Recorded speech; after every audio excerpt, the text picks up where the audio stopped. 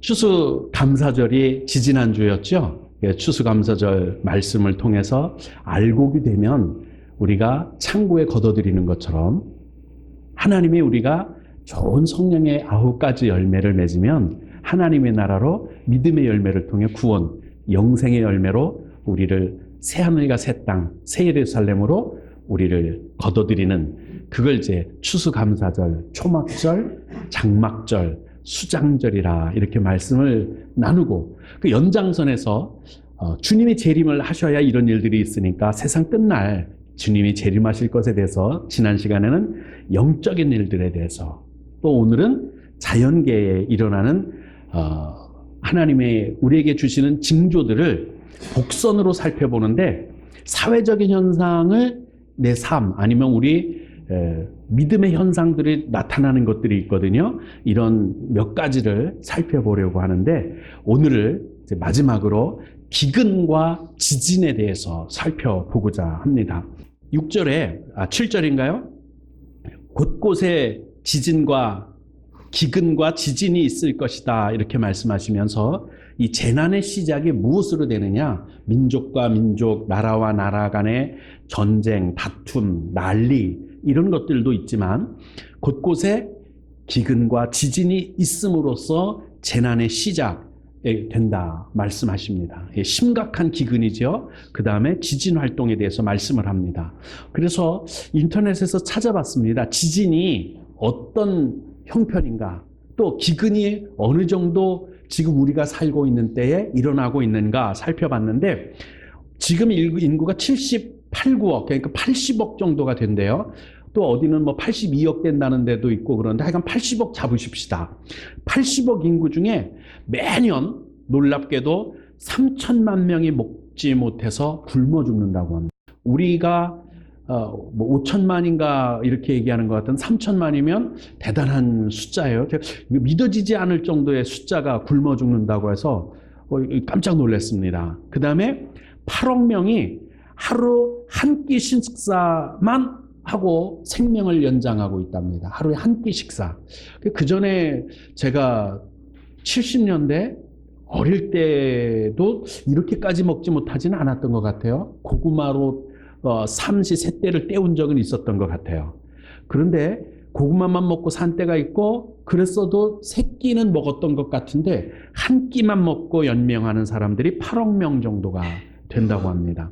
또 10억 명은 하루를 1달러, 한 1200원으로 하루를 생계 유지한다고 그래요. 네, 정확하게 이해하지 못한 건데, 이게 1,000원으로 한 가족이 생계를 유지한다는 건지, 한 가족이 한 명이 1,000원으로 생명을 유지한다는 건지 모르겠어요. 제가 정확하게 이해를 못해서 설마 1,000원 가지고 한 가족이 먹고 살라 싶어서 한 사람으로 지금은 기록을 해놨는데, 말 뜻을 제가 그 인터넷에서 나온 말 뜻을 잘 이해하지 못해서 한 명이 1달러로 하루를 산다라고 기록을 했는데, 어떻게 들어보면 한 가족인 것 같기도 해요. 한 가족이 1,000원으로 산다 이런 뜻인 것 같기도 해요. 유엔 미래보고서라는 곳에 나와 있는 내용을 이렇게 블로그, 카페 같은 데 올려져 있는 것을 제가 인용을 한 겁니다. 그 다음에 어느 정도로 사람들이 기근이 생명의 위협이 되느냐면, 평균 약 5초 안에 어린이 한 명이 죽는답니다. 굶어서 죽는답니다. 유니세프가 말하는 거예요. 매일 약 18,000명의 어린이들이 굶주림으로 죽어가고 있다는 겁니다. 그리고 10억 이상의 사람들이 깨끗하지 못한 물, 먹으면 설사하거나 먹으면 이렇게 질병, 전염병에 걸릴 수 있는 오염된 물을 마시고 살고 있고, 15초에 한 명, 매일 6,000명이 식수 때문에, 오염된 물 때문에 질병으로 죽어가고 있다는 겁니다. 우리는 정말 잘 사는 5% 안에 드는 대한민국이 그렇게 잘 사는 나라랍니다. 뭐 아무리 없어도 마이너스 통장인 빚지고 살아도 그래도 우리는 먹고 사는 거는 지장이 없으니까 설마 이 정도가 될까 싶은데, 심각한 기근, 굶주림으로 세계 인류가 위협을 당하고 있다는 것을 제가 인터넷을 통해 정보를 확인할 수 있었습니다. 그 다음에 재난도 마찬가지예요. 재난이 이거는 조금 이따가 말씀을 드려야겠네요. 이게 이제 기근입니다. 기근에 대해서 이제 말씀을 드리면 이런 기근이 우리 세계적으로 일어나고 있는 일이지만 이런 기근이 시작되면 복선으로 보면 심령에도 기근이 있을 것이다. 심령적인 기근도 똑같은 이 말씀과 같습니다. 분명 먹을 게 넘치는 것 같잖아요. 근데 굶어서 아사하는 사람들이 있는 것처럼 우리나라에도 뭐 탈북하신 세터 주민이 8살인가 12살인가 아이하고 한 아이하고 이렇게 굶어 죽은 게 작년에 한 2건인가 있었던 것을 기억을 해요. 그리고 모녀가 굶어서 죽은 경우도 있고요. 이런 일들이 있습니다. 분명 먹을 게 우리는 넘쳐서 우리 집 앞에도 음식 쓰레기를 갖다가 우리 집 사람이 이렇게 버렸는데 저는 그게 음식 쓰레기인 줄 몰랐습니다. 그냥 떼까치가 와서 새들이 와서 거기에 한 10댓마리가 앉아서 주워 먹길래 저 뭐가 있어서 저러나 하고 물어봤더니 거기다가 음식 쓰레기를 버린다고 우리 집 사람이 얘기해서 먹을 게 있어서 저렇게 들어왔구나 알았어요. 가서 지나가는 길에 이렇게 쓱 한번 둘러봤는데요. 두부 덩어리도 이만한 게 있고요. 그 다음에 콩나물도 있고요. 밥도 있고요. 이게 보통 버린 게 기름진 음식을 많이 버렸더라고요. 그렇게 버리는 우리도 있지만 그렇게 아주 넘치는 음식이지만 어떤 사람들은 먹지 못하는 사람들이 있다는 거예요. 이런 복선이 기근이 있을 거다, 말세에 이런 기근이 있을 거다라는 것에 대한 복선이 아모스서 8장 11절에 이렇게 말씀을 합니다. 주 여호와의 말씀이니라 봐라 날이 이를 거다. 재난의 때가 이제 온다는 거죠. 그 재난 때가 때문에 어떻게 되느냐? 내가 기근을 땅에 보내리니 양식이 없어 주림이 아니며 물이 없어 가람이 아니요. 그러면서 양식과 물을 이야기하면서 하나님의 말씀을 듣지 못해서 배고픔이다, 비갈이다, 갈증을 느낀다, 기근을 느낀다 이렇게 중복해서 말씀을 하셔요. 두 가지가 동시에 한 문장으로 해결됐습니다. 기근이 있을 거라는 거예요. 이게 재난의 시작에 많은 사람들이 굶어 죽을 거라는 거예요. 그런데 양식이 없어서는 결코 아니래요. 미국 같은 나라는 식량 가격 조절하는 나라고 태평양에 많은 곡식을 갖다 빠뜨려 소비해버린대요. 우리나라도 곡식이 남아돌면 그거로 막걸리 만들어라, 사료 만들어라, 굶어 죽는 사람에 대한 배려를 하는 것이 아니라 가격 조정하고 경제가 어떻게 될 그것만 생각하고 곡식을 없애버리는 쪽으로 소비하는 쪽으로 이렇게 생각을 해버립니다. 없애버리는 거예요. 돈 줘서 배추가 많이 생산되는 해에는요 갈아엎으라고 돈을 줘요. 그 가난한 사람들에게 주라 소리 하지 않습니다. 많은데 양식은 많은데 고픈 사람은 굶주리는 사람은 여전히 혜택을 누리지 못하는 세상이 있다고 말씀하시면서 마찬가지로 여호와의 말씀이 있지만 먹지 못하는 사람, 듣지 못하는 사람, 읽지 못하는 사람들이 있어서 영적인 기근을 동일하게 세상의 기근처럼 영혼의 기가를 느끼는 사람들, 빠져있는 사람이 있을 거다 이렇게 말씀을 합니다. 하나님의 말씀 성경을 잘 알아도 그 하나님의 말씀이 그냥 기록된 말씀, 이걸 로고스라고 그래요.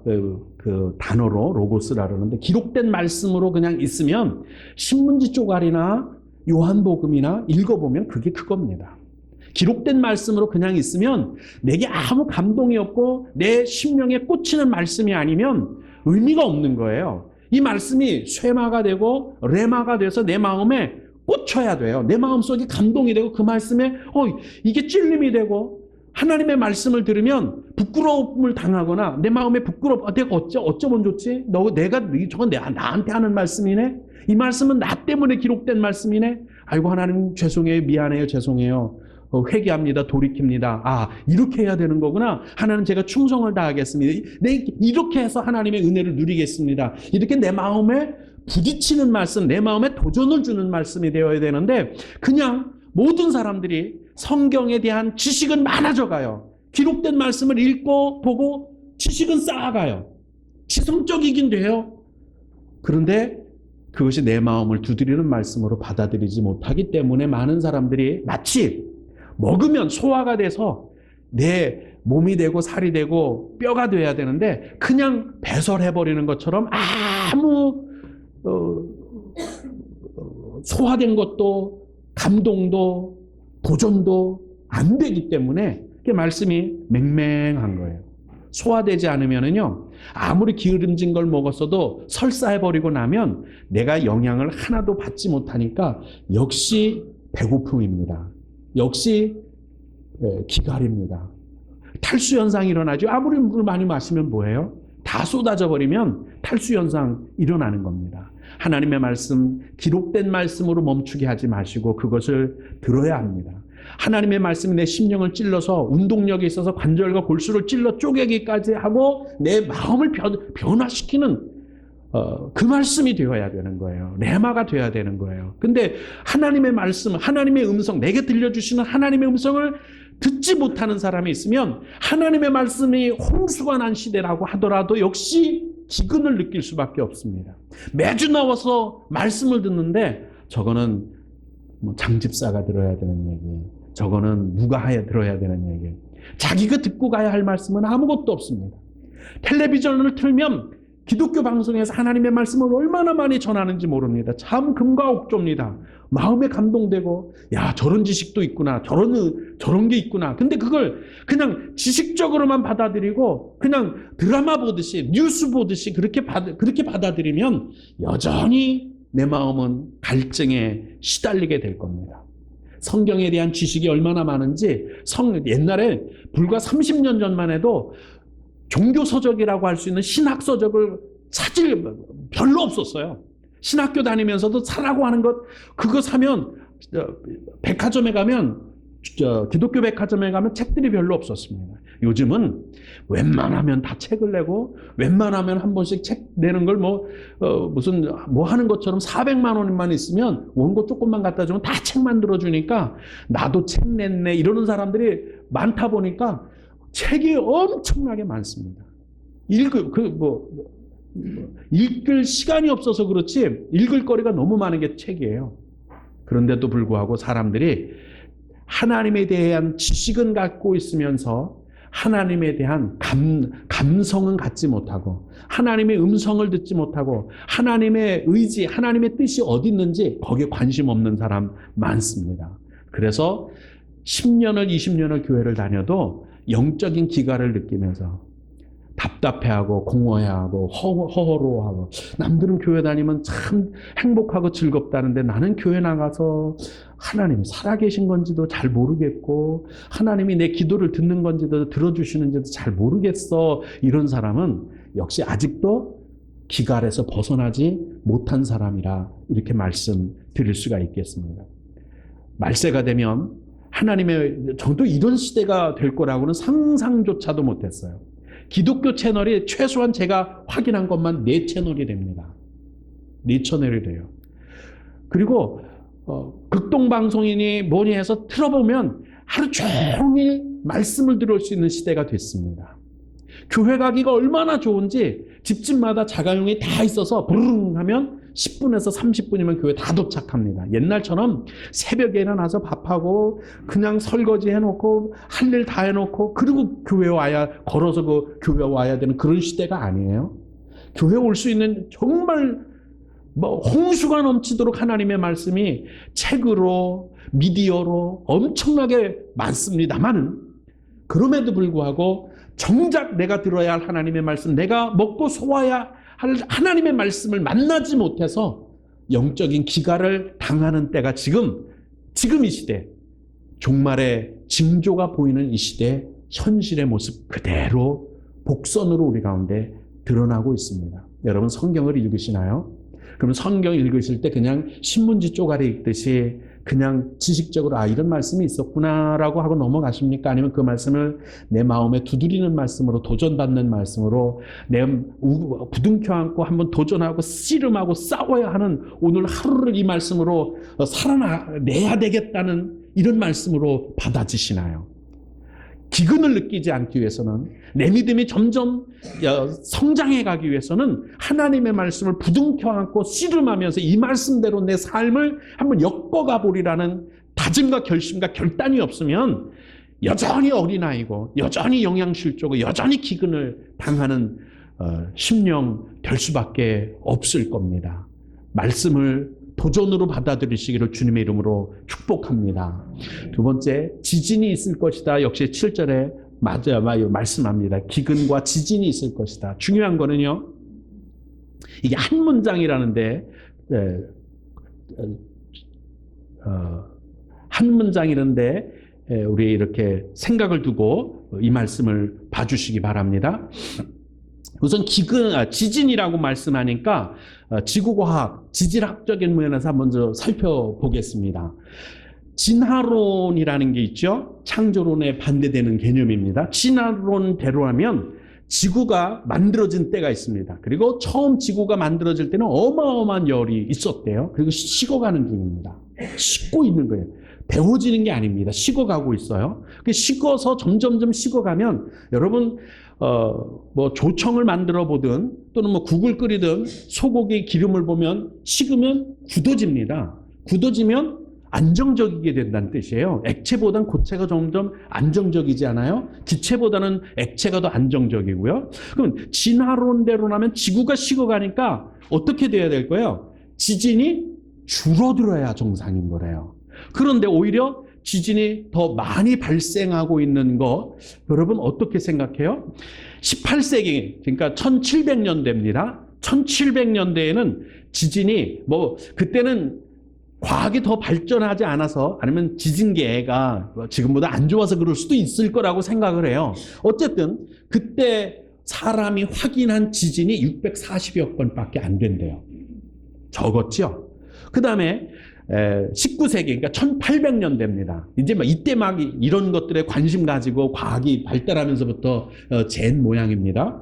19세기, 그러니까 1800년대에는 2119건, 지진계가 좀 더 발달했거나 아니면 사람들이 더 관심 있게 확인해서 그랬는지는 모르지만 이때까지만 해도 2119건의 지진을 사람이 확인했대요. 이건 동양이 아니고 이제 서양 얘기겠죠. 그 다음에 20세기 1900년대입니다. 이때는 과학이 웬만큼 자리 잡아서 더 이상 이 정도면 충분한 사람이 확인할 수 있는 때예요. 1900년대면 다 할 수 있는 전자 컴퓨터 다 발달하고 이랬던 때 아닙니까? 이때 사람이 확인한 지진이 2만 번이 넘는답니다. 갑자기 이제 뛰죠. 그리고 지진이 대형화 되었다고 그래요. 그러더니 21세기, 지금 우리가 살고 있는 2000년대입니다. 2000년대에는 우리나라가요, 안전지대였어요. 우리나라는, 불의 고리라고 하는 데서 벗어나 있어서 백두산, 거기는 잠깐 휴화산이고 살아있는 화산이에요, 그건. 제주도에 있는 지리산이 아니고 무슨 산이죠? 한라산. 한라산에 있는 백록담도 휴화산입니다. 그리고는 안정이에요. 불의 고리에서 우리는 벗어났기 때문에 지진하고는 전혀 상관없을 줄 알았어요. 근데 안정적이라고 생각해서 세웠던 울진이나 이런 데서 지진이 발생하고 있습니다. 우리나라 1년에 평균 20회 이상의 지진이 발생하고 있어요. 얼마 전에 백령도 근처에서 지진이 발생했습니다. 지진이 줄어드는 것이 아니라 적어지는 것이 아니라 엄청나게 늘어나고 있는 점이라는 거예요. 지진이 늘어나고 있습니다. 지질학적인 지진뿐만 아니라 기근과 지진, 별개의 사안이고 별개의 사건처럼 지진하고 굽는 거하고 무슨 상관이야 싶은데 한 문장으로 기록된 거 조금 아까 말씀드렸죠. 동일한 예언에 대한 복선을 가진 연관된 한 가지의 예언이란 뜻이에요. 뭐에 대한 예언이냐? 말씀. 신앙생활하는데 필요한 말씀이 이걸 못 먹으면 굶주리는 거예요. 근데 이 말씀이 변질되고 부패될 수 있다는 거예요. 지진이 일어나는 거예요. 그걸 그렇게 말씀합니다. 여러분, 얼마 전에 청천 면내에 여호와 증인이 2주간을 서서 이렇게 책자 흔들면서 나눠주면서 하더라고요. 여호와 증인의 특징이 뭐냐면 그들도 성경 갖고 시작을 한 사람들이에요. 근데 빗나간 성경을 갖습니다. 빗나간 하나님의 말씀으로 이단에 빠져버렸어요. 예수님이 하나님의 아들이 아니라고 말하는 사람들입니다. 예수님은 천사장 중에 7의 천사장 중에 한 명이다라고 말하는 사람들이에요. 그러더니 지난주에는요, 뭐 항상 있었던 일이죠. 괴산군 읍내 문화원에 무료 성경 공부를 하는 곳이 개원을 했어요. 무슨 무료 신학원. 뭐 얼마 동안 할런지는 모르겠어요. 어디서 한 건지 아세요? 구원파에서 하고 있습니다. 예수 믿으면 한 번 구원받았으면 영원히 구원에서 탈락되지 않는다는 거예요. 근데 바울은 분명히 말해요. 다 남들 구원시켜놓고 내가 오히려 떨어질까 봐 내가 두렵고 떨린다고 말씀하고 있습니다. 여러분, 구원 지금 받았다고 해서 완전한 건 아니에요. 구원은 분명 하나님께서 인치셨어요. 근데 마지막 달려가는 고울인 지점까지 들어가야 안심할 수 있어요. 가다가 삐딱선 타면 끝장입니다. 그래서 내가 뭘 해서 구원받는 건 아니고 예수님의 공로로 구원받는 건 맞습니다. 내가 개떡같이 살았어도, 아주 개떡같이 신앙생활했어도 예수 믿는 믿음만 있으면 1년에 한 번 교회 나온다, 2번 교회 나온다, 100번 교회 상관없이 내가 진짜 예수님이 나를 구원하신 걸 믿으면 구원을 받는 건 맞아요. 근데 삐딱선을 타면 구원 없습니다. 권사로, 장로로 어마어마하게 뭐 교회를 10채를 짓고 또 뭐 목사를 20명 배출시켜 놓고 이래 뭐 권사 생활, 장로 생활 열심히 했다가 마지막 죽으면서 예수를 부인하면 구원 못 받습니다.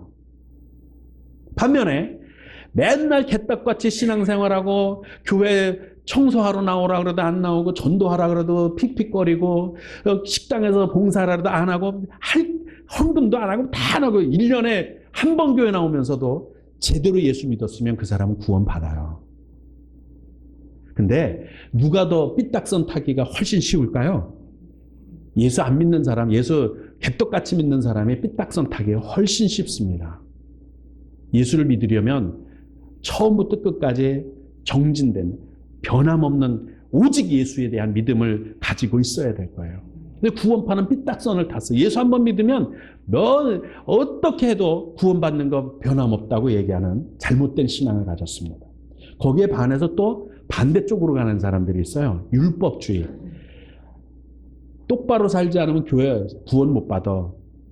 예수 잘 믿지 않으면 구원 못 받아. 교회 안 나오면 구원 못 받아. 교회 열심히 다녀야 구원 받아. 헌금 얼마큼 해야 구원 받아. 전도 안 하는데 구원 받을 것 같아? 그렇게 윤리적으로 안 사는데 구원 받을 것 같아? 이렇게 말하는, 그러면서 뭐 1천번째 하라, 뭐 하라, 행위로 구원받는 걸 하는 사람들을 율법주의자라 그럽니다.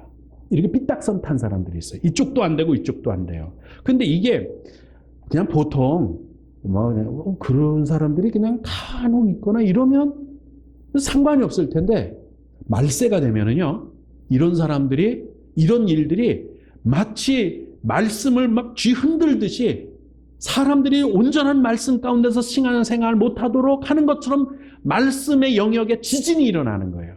그래서 막 이리저리로 떨어져 나가는데 말씀에 지진이 일어난 거예요. 말씀이 부패하는 거예요. 많은 사람들이 온전한 말씀을 받지 못하는 거예요. 그래서 지진이 일어나서 하나님의 말씀이 어느 게 정통인지, 어느 게 정말 하나님의 순전한 말씀인지를 사람들이 헷갈려해요. 그것도 보통 철저한 논리적인 지식으로 이단 사설을 만들어내는 것이 아니기 때문에 그 이단 사설에 빠지면 누구도 헤어나지를 못할 만큼 악합니다. 이거를 갈라디아서 3장에 이렇게 말씀합니다. 예수 그리스도께서 십자가에 못 박힌 것이 너희 눈에 밝히 보이거늘 누가 너희를 꾀더냐. 이게 우리 마음속에 이제 지진이 일어나는 거예요. 이게 막 마음이 부평초처럼 흔들리는 거예요. 이 꾀임, 미혹에 하나님의 온전한 말씀에 서지를 못하는 겁니다. 내가 너에게 다만 이것을 알려 하노니 너희가 성령을 받은 것이 율법의 행위로냐 아니면 듣고 믿음으로냐. 믿음으로 구원받는, 이 성경은 이거에 대해서 말씀하시거든요. 믿음으로만 구원받는 줄 믿으십니까? 헌금 많이 해서 구원받으십니까? 그렇다고 헌금하지 말란 뜻이 아니에요. 헌금을 해야 교회가 운영이 되고 전도도 하고 사업을 하죠.